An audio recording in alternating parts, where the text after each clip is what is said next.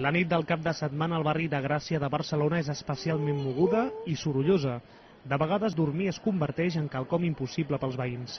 Per combatre l'excés de soroll, 16 actors i 20 promotors ambientals recorreran els carrers més concorreguts de Gràcia i també de Ciutat Vella les nits de dijous, divendres i dissabte durant l'estiu, amb l'objectiu de conscienciar els ciutadans i els locals d'oci nocturn perquè permetin el descans dels veïns.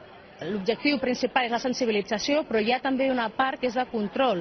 Els promotors ambientals porten unes fitxes en les quals van mirant que el compliment del tema dels horaris, el número de taules, el número que no tinguin materials que, per exemple, que no estan permesos a les terrasses, tipus d'altaveus o materials auxiliars que puguin ocasionar més soroll. Més de 700 establiments s'han adherit a la 10a edició de la campanya contra el soroll de l'oci nocturn, que aquest any rep el lema "A Barcelona, de nit, abaixa el volum".